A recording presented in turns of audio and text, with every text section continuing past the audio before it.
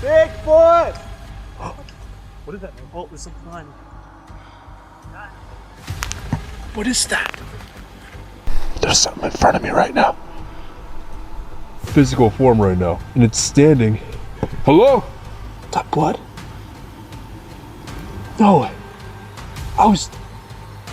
Wow.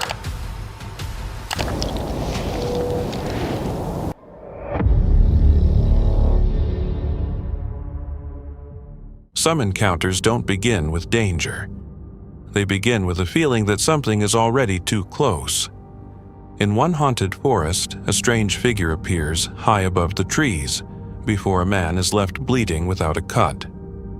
And in the Alaskan backcountry, a wounded brown bear turns a controlled hunt into a fight for survival. But when the wilderness decides to push back, would you know when to run? This story comes from Paranormal Discovery, a YouTube channel covering haunted places, Bigfoot reports, and unexplained creatures.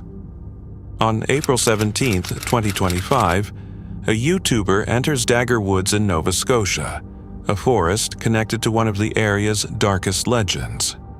Long ago, a man killed his wife with a pearl dagger and escaped into these woods, never being seen again.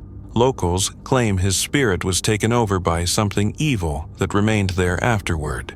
The forest is known for years of strange accounts in that remote part of Nova Scotia. Is the story true? Tell no tales. Whoa, what are you gonna do if I tell your story? There was a man who killed his wife with a dagger, and he ran off into this woodland. People say that his soul was taken over by an evil entity.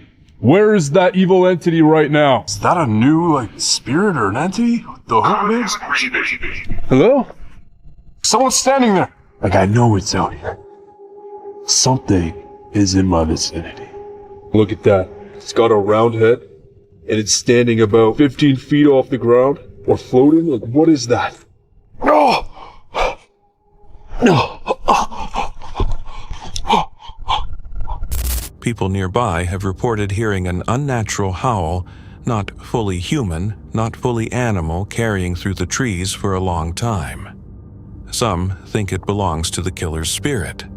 Others believe whatever he turned into out there is far worse than any ghost. We are back here at Dagger Woods. This is one of the most severely haunted forests. If you're a paranormal addict down here, like I am, if you're obsessed with the stories here, you would know that Dagger Woods is one of the most haunted. And it's not just because it's any ghost story, and I'll get into the history more, but the more we come here, the more I actually feel like this is Wendigo territory. If I'm being real with you guys, this is one of the most scariest and most disturbing spots I've ever been to here in Nova Scotia now. Solo, and go and pitch a tent somewhere and just kind of chill for a bit, possibly make a bonfire. It did rain on the way here. We could actually pick up some dry wood and, find ourselves some nice wood for a bonfire. Ain't that right, Key? What's up, baby? You getting nervous? Good girl, yeah.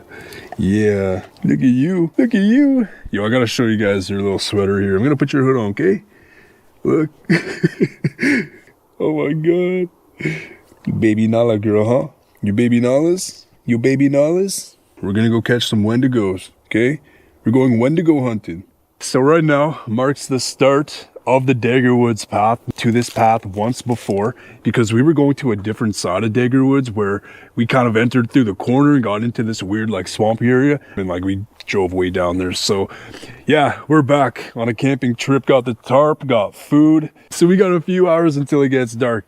So we're gonna find a good spot, set up camp. They say that you can hear howling of a man or a creature. No one's ever figured out what it was or what it is. Through the air, you can just kind of feel an ominous and kind of oppressive vibe, and it's creepy, it's disturbing. People say it's a man, people say it's a spirit, but also people say it's a Wendigo or some sort of creature. But the story, man, the story's so crazy. He actually murdered his wife in cold blood with a pearl dagger, ran off into Dagger Woods. He ran off into this exact forest to never be seen again by the locals, by his family, by anybody. They hear this howl, this cry, this screech, and I think we've actually heard this man before, but they say that it's that guy. Some people, I don't know whether this is true or not, his spirit was taken over by an entity in this forest already. He became this weird transforming creature, like a skinwalker or a wendigo or something they say is soul.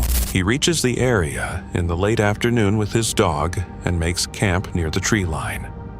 As night starts to fall, the Spirit Talker app on his device generates 2 phrases without being touched, one connected to a woman and another referring to a life being taken. Soon after, a low, stretched-out howl moves through the brush surrounding the camp. I'm here for the Daggerwoods Howler, the Heidi Hinder, whatever it's called. Okay, so here is the bridge. I think I'm gonna actually go a lot farther up as the night goes on, but hey, some people over there. Whoa. I'm afraid to talk. You're afraid to talk? There. So way up there. To way over there. That's funny. That is hilarious, man. Those ATV riders are probably like, what is this guy doing ripping up a Jeep in here? How many times I've run into people in the absolute middle of nowhere. I've taken this Jeep into like random ass places. I don't care. Like, I don't care what these people think. I'm here for the ghosts. Torment. Torment? Were you tormented here? Is this the Daggerwoods Howler? I hope I do not get stuck in this. Okay, we're gonna give it a go. Resentment. Woo! Yeah, boy! We made it! I might take a hike. Get down there. You wanna take a hikey? You wanna take a hike? Yeah. This is the farthest I've actually brought the Jeep up here. So what I'm gonna do is actually go for a hike, see if I can find a spot within the forest itself. I'm touching your hand. Well, here we are. About an hour later. It's about 6 o'clock. Rain started picking up. I got this up just in time. Yeah, you know what? We set up here where we parked the car.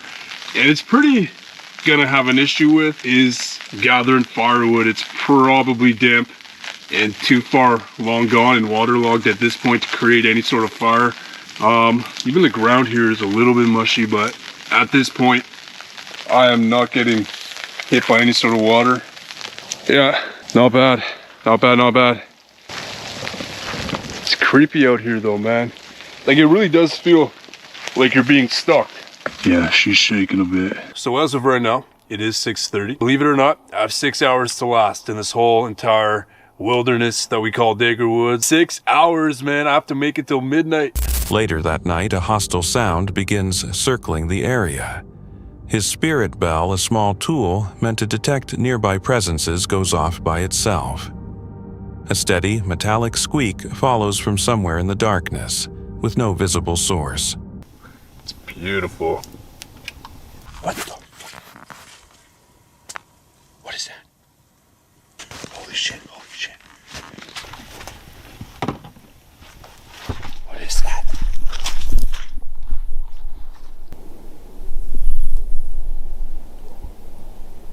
It's an aggressive dog. Hello? Someone there? What the hell?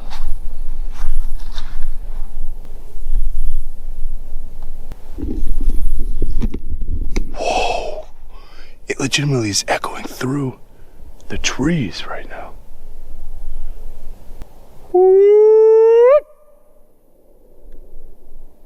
What the hell?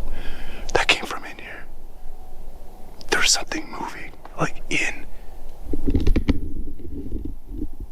That's weird, man. Okay. That was so weird. Hi, Key. Hello? Somebody out here? I'm kind of just listening right now because I'm hearing, like, maybe they're coyotes, but like I'm hearing it circling in through here and then at times coming from the other end of the car. If there's a spirit here with me, can you touch that device? If there is any spirit here with me, or in fact, if the Heidi Hinder is here, or the Daggerwoods Howler, there's a story. What is that? What is that? Listen to that.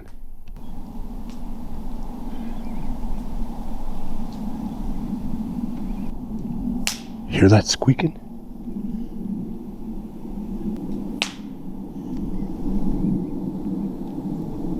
He takes a night photograph pointed toward the tree line.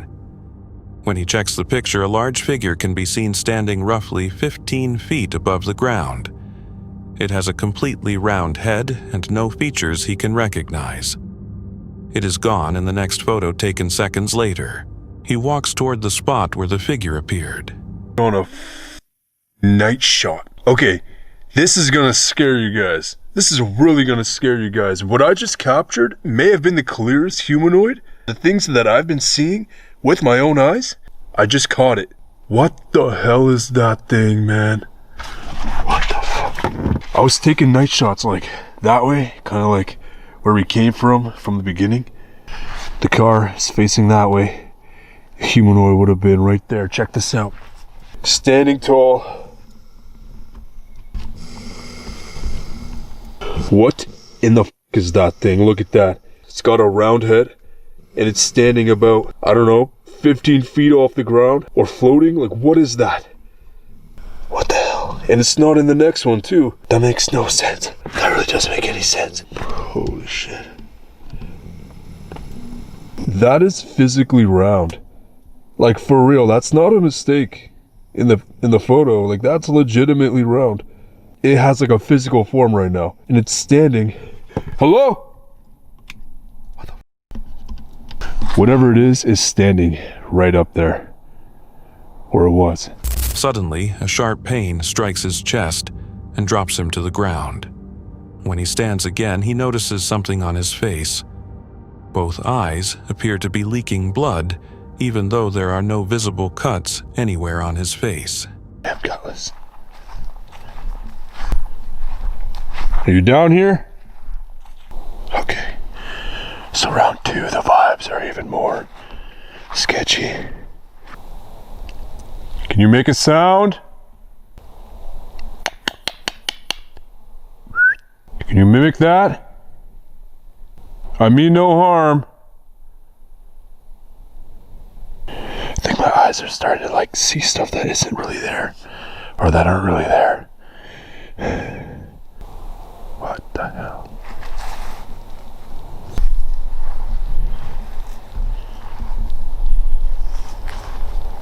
There's something in front of me right now.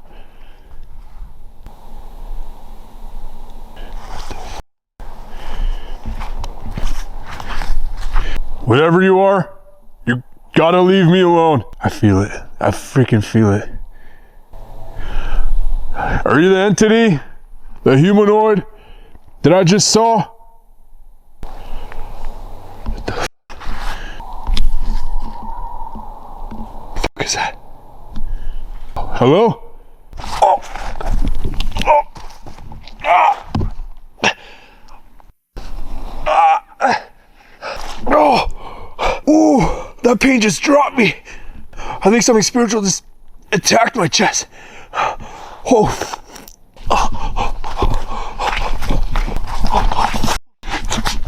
Somebody just knocked me over. I just started tearing. Something literally knocked me over. Who are you? I'm literally about to tear right now. Oh, something just, like a pain just hit me. I take that as a spiritual warning. Oh my God, what the f***'s on my face? What is that? What is that? Is that blood? No way. I was tearing over there. Did I just tear blood? We gotta go right now. We gotta go right now. Whatever you are, you have to stay here. That's a first. I literally just tear blood. No, don't turn this down. That's blood. That's like blood from both sides of my eyes. Now, I don't know if I was crying out blood. Is there a cut right there? I can't see. I'm getting out of here. I'm getting the f*** out of here. Something is here and it just attacked me. It's gonna be another one of those nights. I'm gonna throw everything in the back and get the f*** out of here. Like, I'm not cut there. Okay, time to get the f*** out of here. I found her shaking back there, and I don't want her I don't want her scared or nothing. He gathers his dog packs, his equipment, and immediately leaves the woods as quickly as possible. The round-headed figure standing 15 feet above the ground, the device responses that came without prompting, and the unexplained bleeding are still left without a clear explanation. Some viewers compare the figure's shape and size to descriptions often found in Bigfoot reports, though no one can know for certain what it was. What do you think was standing in those trees that night? On November 2nd, 2024, Trent the Traveler records a solo van life trip through the remote forests of Oregon and Washington in the Pacific Northwest. Known for cinematic travel and wilderness exploration, the channel moves into land connected to Sasquatch reports. Wet trees, heavy quiet, and isolation create an atmosphere that seems peaceful at first, yet quietly uneasy. This story about Ape Canyon is one of the more popular stories here in the Pacific Northwest. And this actually happened right up the road from here at Mount St. Helens. But essentially, the way the story goes, in the early 1900s, there was a group of miners and they set up camp. And throughout their stay in this forest, they started hearing some weird noises in the forest at night, like whistles from nearby ridgetops, low thumping sounds coming from off in the distance. And then one night when two of the miners went out to go get some water, they noticed a 7 to 8 foot tall creature peeking out from behind a tree looking directly at them. And they shot at it and the creature ran away. And this happened for several nights till one night around 11 p.m. something hit the cabin so hard that it took out an entire chunk of wood out of the wall of the cabin. And then when the men looked out that hole, they saw several creatures standing outside being illuminated by the moonlight. Those creatures then climbed on the rooftop and began pounding on it, trying to get in. The cabin door was shaking violently and they had to barricade it shut to keep them out. And then the cabin walls and the roof began to get hit by boulders that these creatures were throwing at it. And then the men began firing their guns at the walls and the ceilings to try to get these creatures, or whatever these things were, to get away from their camp. And this attack happened all throughout the night. And then in the morning, as things settled down and these creatures finally ran away, the men got out of the cabin, walked around their camp, and they noticed these giant footprints surrounding their entire cabin. And after that whole experience, they packed up all their things and got out of there.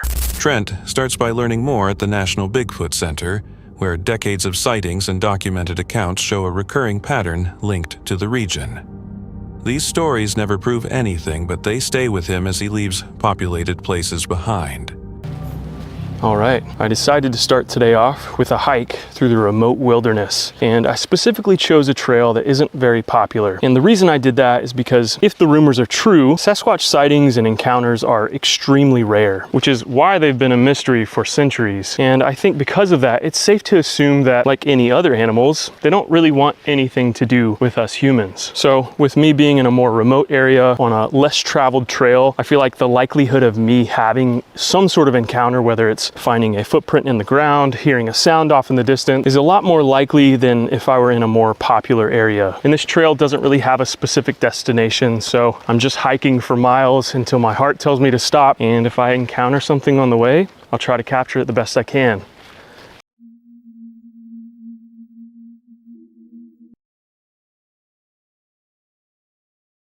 As he travels farther into the wilderness, the setting begins to shift.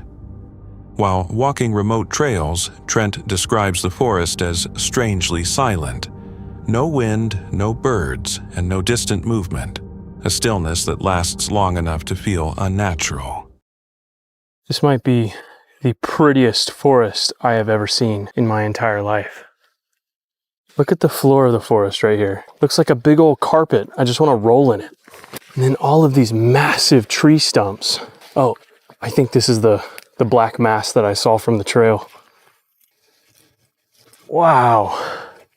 Look at how big this thing is. Millie, come here. Look how big this tree is.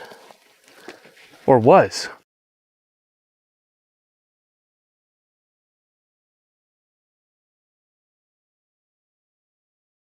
Oh my gosh, look how massive that stump is. That's the biggest one I've ever seen. I don't know if the camera's gonna pick that up, but look how wet this tree is. It's just drenched, it's soaked, and moisture is just pouring out when I squeeze the bark. And it looks like something might be living in there. Perfect spot for, honestly, a pretty big animal. So I'm not gonna get too close to that, because who knows what lives in there. Now that's a big tree. Look at this thing, man. This is a massive, massive tree. Oh my gosh. And it goes way up there. Huge, hollow tree stumps and thick terrain appear along the way, showing how easily something large could stay hidden. Later, Trent meets Shane from the Olympic Project, who plays audio recordings captured in remote forest areas. So I am currently on my way to go meet someone very interesting. This is a man named Shane, who has basically dedicated his entire life to uncovering the mystery of Sasquatch here in the Pacific Northwest. And Shane co-runs a project in Washington called the Olympic Project, which is basically a group of people just like Shane who have come together with hopes to one day prove the existence of Sasquatch. Wow. This is the headquarters, huh? This is the Olympic Project headquarters. This is our main hub, our main research area. The Olympic Project basically is a group of Sasquatch researchers, enthusiasts, and some individuals from academia that come together to research the Sasquatch topic. We're about collecting as much data as we can on something that most of us know to exist.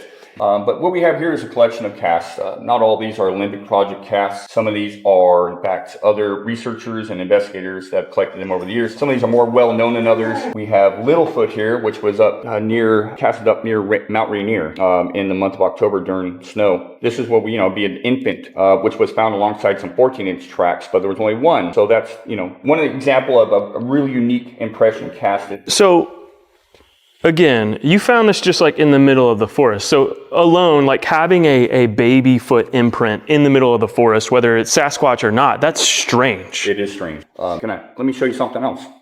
We were led to an area in the Olympic private timberland that a timber surveyor, 27 years in the business, he came across these ground nests, and they're profound. We found 24 to date. They range in size from 3 feet across to 8-9 feet across, all made out of huckleberry. Evergreen huckleberry, and they're bathtub shaped. They're not a perfect circle, and they're also multiple in an area. They're very strategically placed. They were kind of in a V formation above a salmon-bearing creek, seasonal salmon-bearing creek, but the hair we pulled from these is primate hair.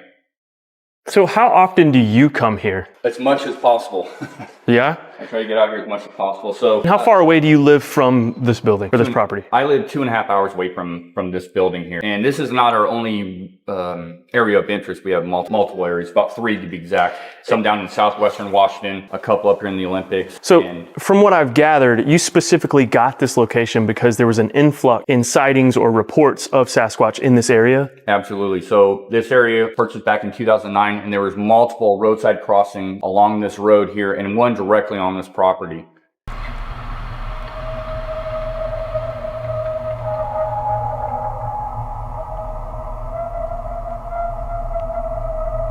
Wait, this is a sound? Is this something you guys have recorded? Yeah. That's a really haunting sound. And we have no wolves up here in the Olympics, so. I'm actually getting chills just hearing that. Like, that's a very, very scary noise. I can't imagine hearing that like out in the middle of the woods when you're alone. It'll raise the hair on your arms.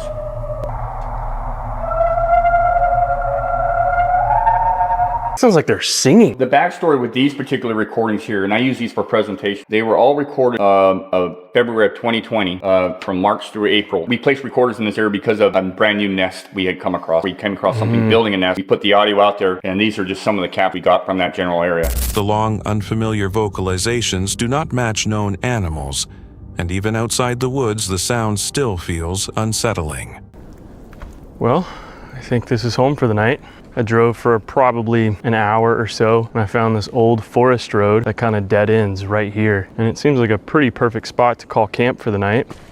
We got a nice fire pit right here that someone made, and we are surrounded by this spooky looking rainforest. There's not a lot of light that penetrates through these dense forests, so you can't really see past 100 feet into the forest wall here. And while it's definitely really pretty, it's also really spooky. I realized that Sasquatch, to a lot of people, is just a mysterious primate that lives in our forests that isn't really recognized by the scientific community. And something I learned just recently really flipped this whole thing around for me and made me start questioning, could the legend of Sasquatch have some validity to it? And that, of course, is the story of this mysterious beast that was rumored to exist for centuries. But no one believed anyone that encountered this beast because they didn't have undeniable proof that it existed. And here comes the rain. But I'm not done with my story. Until one day, someone captured this beast and they brought it back to civilization to prove its existence. And that beast is, of course, a gorilla. And up until just about 200 years ago, these gorillas were legit seen as like mythical creatures in the same category as like the Yeti or Sasquatch. And now we know it exists. And I think that little fact sort of adds some validity to the whole Sasquatch situation, at least for me, because I think that proves that as much as we think we know everything about the world around us, that's much better. I put a little light over there since this fire is struggling tonight, but dinner is served. Cheers. You can never go wrong with just some Velveeta mac and cheese. Yes, I'm a 30-year-old man eating nothing but Velveeta mac and cheese for dinner. No veggies, just raw dog in the mac, and I'm not ashamed of it because it's delicious.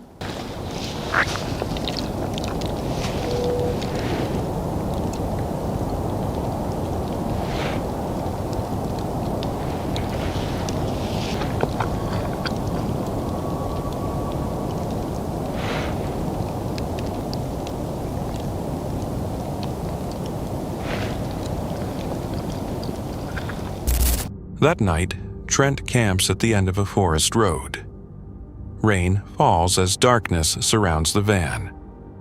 The isolation feels complete, as if the surrounding silence is holding something just out of reach. Viewers point out that silence, strange sounds, and shared unease appear again and again across separate wilderness experiences. By morning, Trent leaves with no answers, only a stronger awareness of how much the wilderness can hide. If fear appears when nothing is seen, what is it about these forests that causes it? On June 17, 2025, Mo Sargi goes into a remote South Carolina forest and cemetery for his channel, which is known for cryptid searches and paranormal investigations.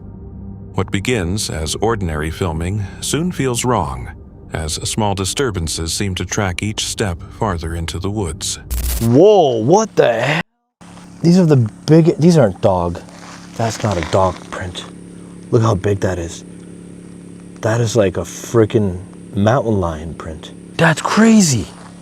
And that's going towards us over there. We got my RV and Rick's car over there too. I'm seeing more of these prints going this way, heading towards the actual cemetery.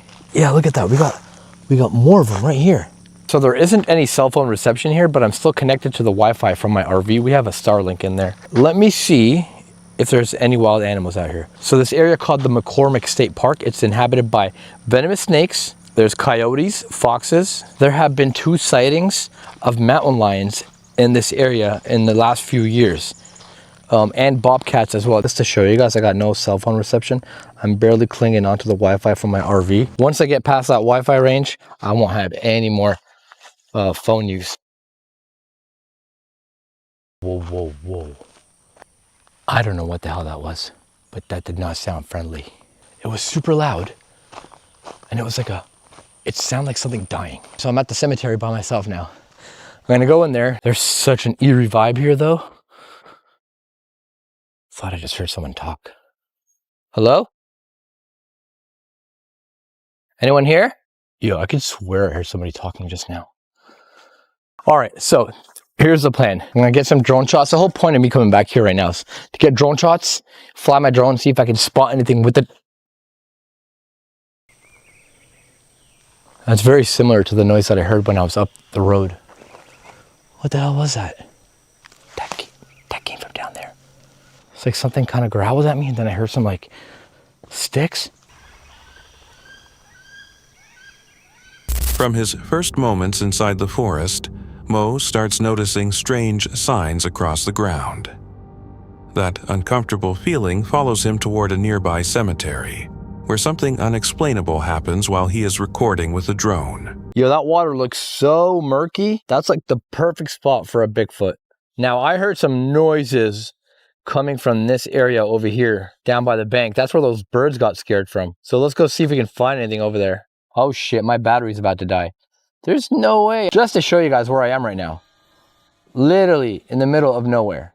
Absolutely nothing around us. No homes, no civilization, nothing.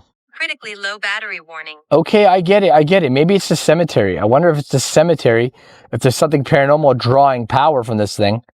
Well, there goes my drone. My drone just fell out of the sky. My battery literally just died. Like, I had a full battery. Like, it was a freshly charged battery. Wait a second, I have more batteries. Yo, guys, I can't make this up. Look at this. All my batteries, I'm holding the button here, 1 bar on each battery. This whole charger pack was on the charge all day today, and it was full. Dude, like literally 1 bar on this damn thing. Okay, something's moving. Something big is moving over there.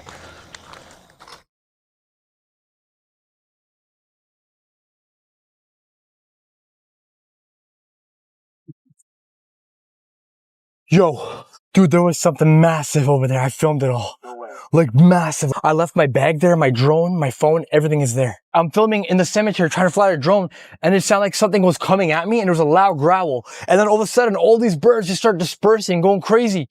And I got it on camera. You guys need to come back with me. Like, this is legit shit. Hey, where's my backpack? Oh, dude, it was on the wall. My drone was on the wall too. It's not there right now. My bag is on the ground, dude. Wait, this is where you left your bag? I left it on the wall. Oh no. Oh no, what the hell? Dude, my drone was on the wall. Something touched my stuff. Okay, I'm gonna grab my stuff. Dude, something knocked my drone down off the wall. Bro, something is down by the water. Hurry up! Hurry up. I'm not sticking around to find out. Wait a sec. Dude, my phone. Wait, you don't have your phone? No, it was here. I left it here.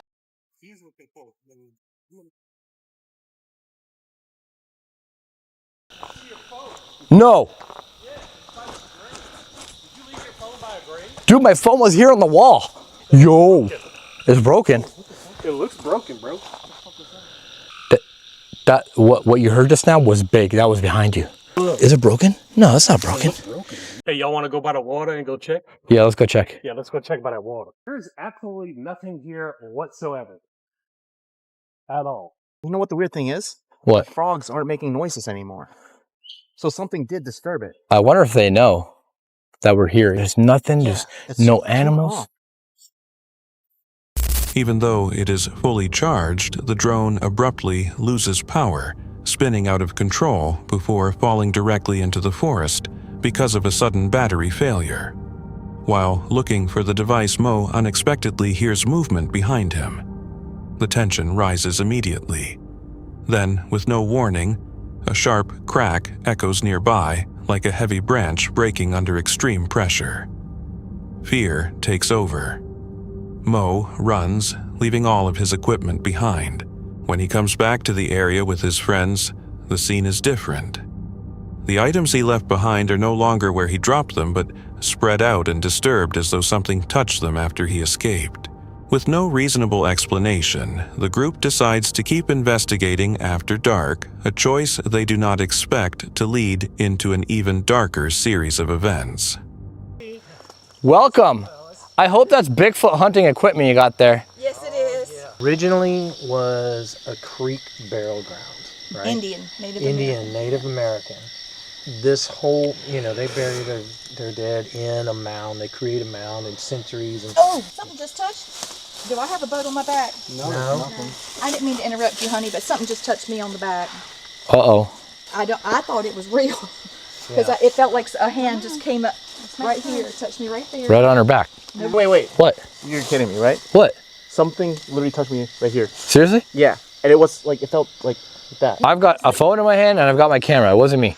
and they're all over here. Nobody behind And you. he's- You're My My standing. hands are tied up, bro. You're not playing with me, right? I mean, I love you and everything, but I didn't touch you. Okay. Oh, you are getting something. It's like my- Oh, that's like, that? so whenever you have it spiking, it means there's something, like some energy here that's causing that spike. Anybody got a EMF, phone on electromagnetic her? She's way frequency. over there. If I do this, You're far away see, from all of Like us here, right now. example. See, that's. Because it's on. But look, You've never done ghost hunting, have you? Not like this. and here I sit on top of somebody's body. I'm being. Well, I mean, it's a piece of rock. They're underneath. They're long Am I gone. upsetting you by sitting on you like this? I'm trying to be close to you, actually. I'm trying to talk to you. I'm going to give you some energy in just a second. We're going to put the medicine wheel on you. Hear me. Because you have heard every word ever spoken. Come to us tonight. We went from Bigfoot hunting to ghost hunting. Yeah. I love it. Could you ask some of the others that are here if they'd like to come to the circle and talk to us? Did you see a tall, furry creature here? Have you seen something that looks like a furry man? Because we saw it here. I'm going to give you a lot of time. She has. Did you see that? Yep. Oh, wow. Holy wow. So it did happen here. So that means she here with us? Yeah. Can you ask if we can meet the hairy man? Are you friends with the hairy man or woman? Hairy being? No, she's not. Oh, she is. She is. lighting it Okay. up. All right. You go ask the hairy creature to come here. Is that the ogre that's supposed to guard you? It is. Oh, shoot. Mo, did you see that? I got that on camera, yeah. Will we be safe if he comes here? Yeah, maybe. I don't like maybes. There they are. She's not here. She said she was going What- to get the thing. What was that sound? Should we go to the water? Huh? Should we go to the water? Sure. What happened? I don't know. Something's going on in the camp. What happened? Something's walking around over there. We're hearing stuff from all around though. Yeah, it's like we're being surrounded. In the darkness, everything quickly turns worse. Members of the group clearly feel something make physical contact with him, even though nobody is close. When they switch on an EMF meter and a spirit box, unsettling responses come through as soon as their questions center on the hairy man. All right, everybody else is looking at these other graves back there. I'm gonna go down to the river and see if I can capture anything on this thing. Oh, I heard something big down there, Lee. It's just hard to hear because of all the crickets. Yo, What the hell? Whoa! right there, by the tree, over here. Look. You can see where the ripple's coming from. Yeah, and the frog stopped. Bigfoot! What is that? Oh, there's something behind me. Oh, we gotta go. What's going on? Oh, she's got his gun out. They just busted through the tree line over here, and it was big. It was big. Dude. Make sure everybody's with us. Everybody here? Yep. We need to get the hell out of here. Let's leave. All right. So we're gonna start working our way up this trail. Okay. And I'm gonna stay in the front, and you guys just stay close to me. All right. So you heard it coming from this area here? Busted right through there. It came. And we heard like things breaking, like trees and shit. Everybody, you still got everybody? Yep. Yo. Dude, there was something big out there. Like I can hear it. The only problem is we can't. Like I don't know if our audio picked up on any of it because it's so loud out there. Yeah. The crickets, the frogs, all of it. Moments later, a huge crashing sound rips through the brush, rushing directly toward the group. In total panic, they flee the forest as heavy branches snap behind them, the noise chasing them until they finally get out. The pattern points to intent something responding, not hiding. Were they investigating the forest or entering a place they were never supposed to be? In November 2020, an ordinary night on a Lake Travis property became unsettling when Chris came back after dark to track wild hogs with GPS collars. What started as routine wildlife monitoring turned tense as equipment failed, and nearby deer behaved strangely, suggesting something was wrong.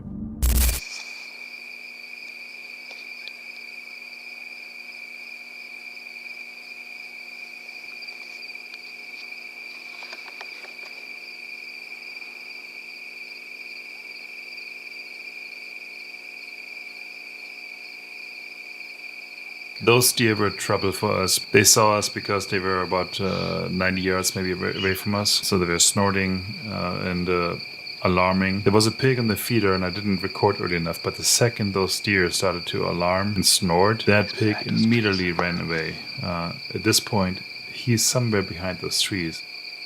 Not long after that boar showed up, we actually had another group come in here. Those are yearlings, fairly small hogs. And I was hoping I would be able to find that hog we tagged initially, the first hog we ever tagged. It still has a collar around its neck and hopefully also the tracker. So I'm looking here with the thermal, trying to figure out which of these hogs has potentially this collar on its neck. But it's really hard to see. And as I'm cutting this video, did you guys just see that? There was something hanging off the neck. Let's play this video again in slow motion, take a closer look. On the top of its neck, the razorback hair is actually interrupted, and you see something darker, which means hotter than the hair. That's actually the pig, I believe, but I couldn't make it out with the thermal in the viewfinder. Just now in the video, in editing basically, I was able to identify. So I think to properly do that, I need to use the X-Sight to be actually able to see details on the hog. The weirdest and creepiest thing happens.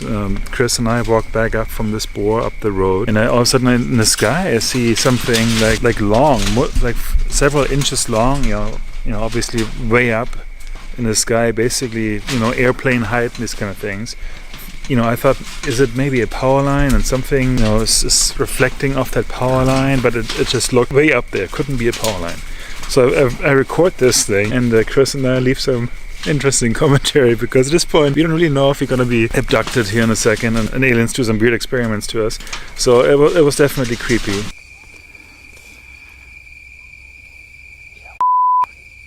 Are there power lines up there? There's something like... Maybe it's creeping me out. I didn't see it moving. There are no power lines that far up there. What the is this?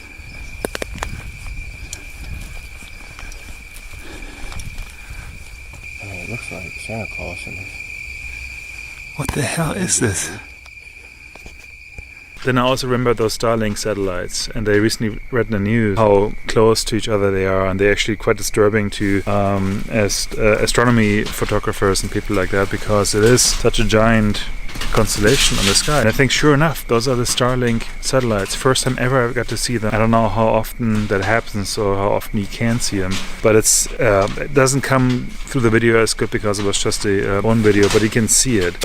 Strange experience.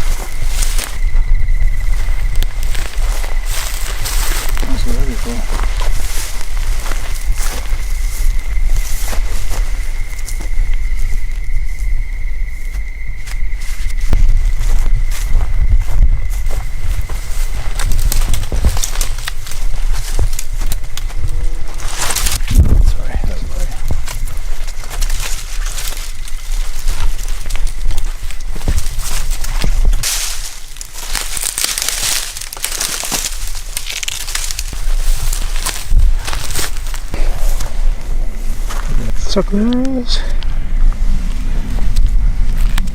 Not today, devil.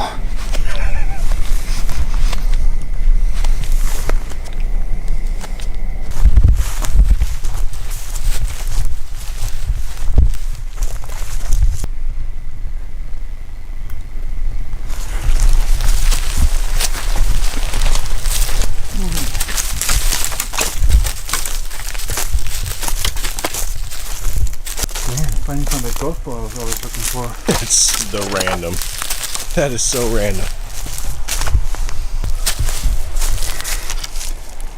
We're right on it.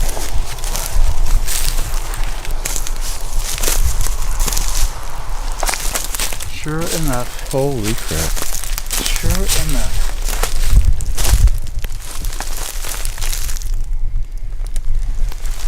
Wow. Chris, you didn't have a power wagon, Chris. You had one job. One job.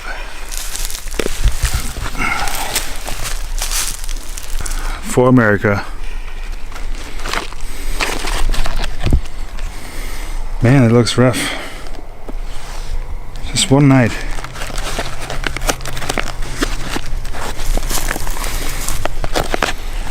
Crazy. Yeah, I don't know if you can put this in another rock like this. Could try, maybe. I mean, those are they're cutting off already, don't you? See that? Probably just try it all over again. So we found it, and got my golf ball back. I hit that in Flugabel, came all the way over here. Son of a gun. I thought for sure it was still in the pig. I thought it was moving away when we heard the squeals, yeah. Something was in here. So I heard something huffing or whatever over there. So, alright, let's try to find our way out of here. While checking thermal footage afterward, Chris saw odd details he had missed then, but the most unusual moment happened as they left the area. Far up in the sky, an unknown object appeared, long and distant, moving silently above them and sparking uneasy speculation.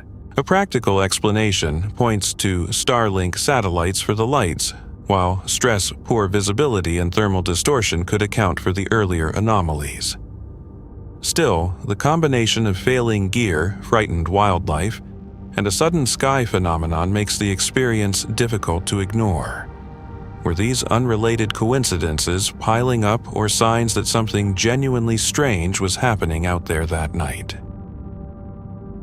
On January 28, 2023, the YouTube channel, Stuck in the Rut, uploaded a deeply troubling hunting video following siblings Tana and Trevor as they traveled far into the Alaskan backcountry looking for brown bears. After days of camping, glassing distant hillsides, and reading tracks, they finally spotted a large bear across rough terrain, at first unable to tell whether it was a sow or a boar. Bear spotted. It's about 3 miles as the crow flies across the river. Probably about 5 miles to get to it.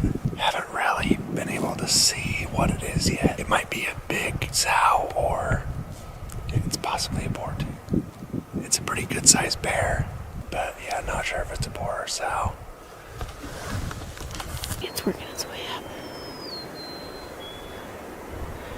Looks dark, walking like a boar. Looks like a shooter. Spotted a boar up here, kind of up in the snow. So we're gonna go up there, see if we can close the distance on it.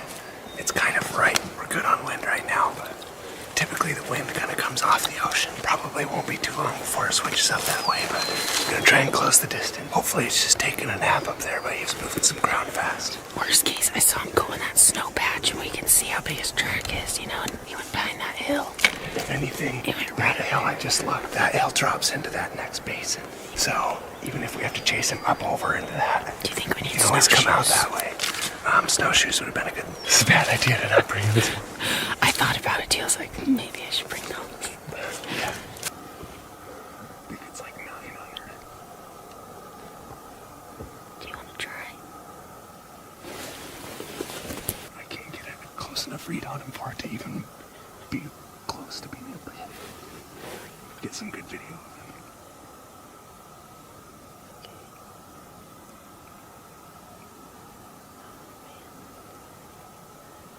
We're stuck in a bear. He's coming over this other side. We're gonna aim to ambush him. He's been running, trying to get over here.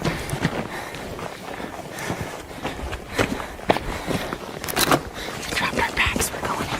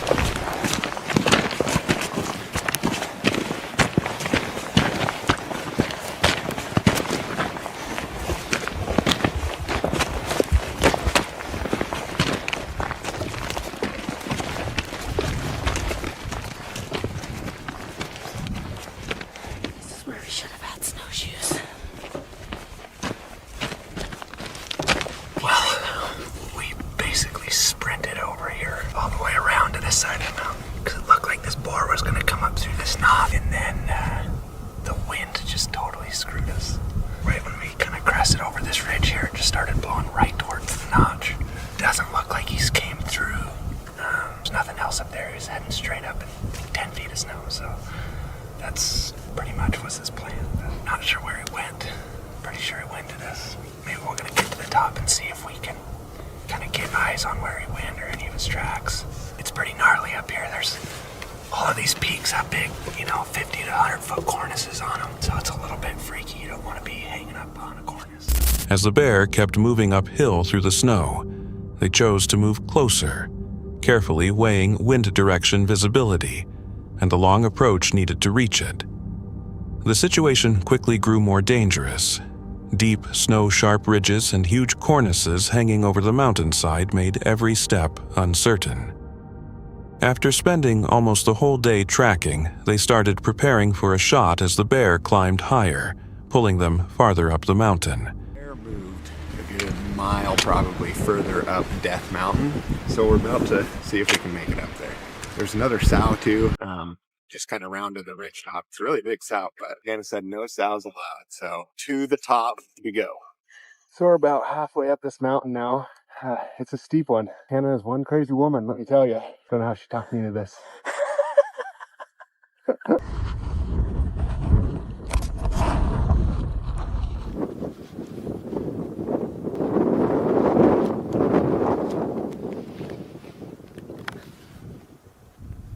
Okay, take him. Just lifted his head. Take him whenever. Hey!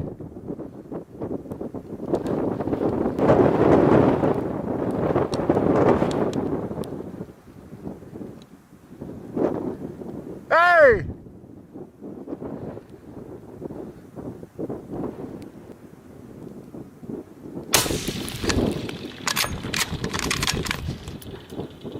Did you hit it? Oh, he's getting up.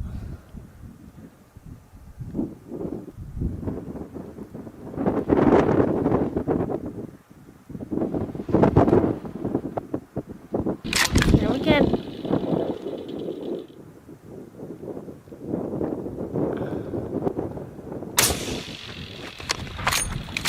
Jeez, go down. I think you got him.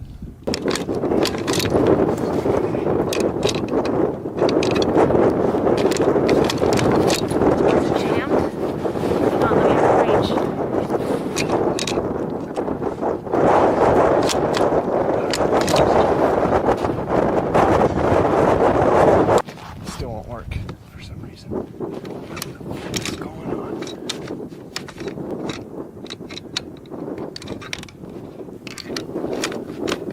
When shots were finally taken, the bear was struck, but the situation instantly worsened when Trevor's rifle malfunctioned, likely because of freezing conditions keeping the action from closing. While he tried to clear the jam, the wounded bear slowly stood up and began moving toward them, shrinking the distance with terrifying determination. Please die.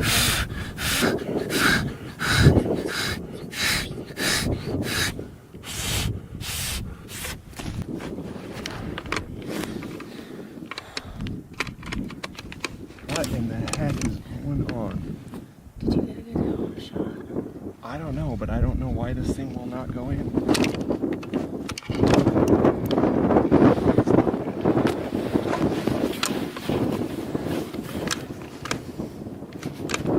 Gosh, dang it.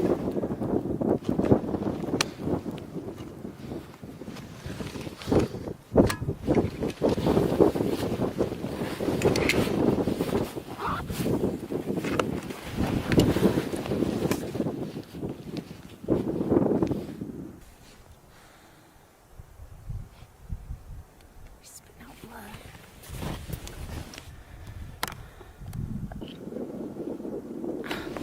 Even after being hit several times, the animal kept charging, and on terrain like that with a brown bear still standing, the advantage changed entirely.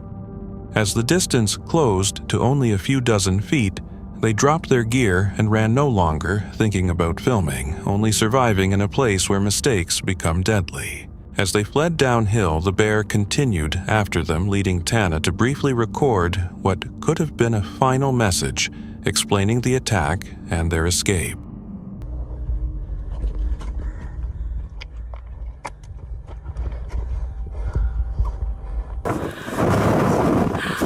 So, we just had this bear, and up there it was bedded. shot it, and it actually came running after us all the way down the hill. This is its tracks and blood trail. Me and him dropped all of our stuff.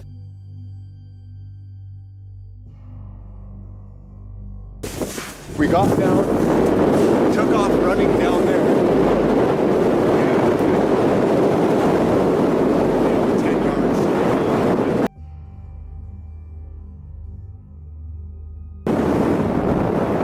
Trevor's the man. He saved our lives. The bear, 10 yards straight up.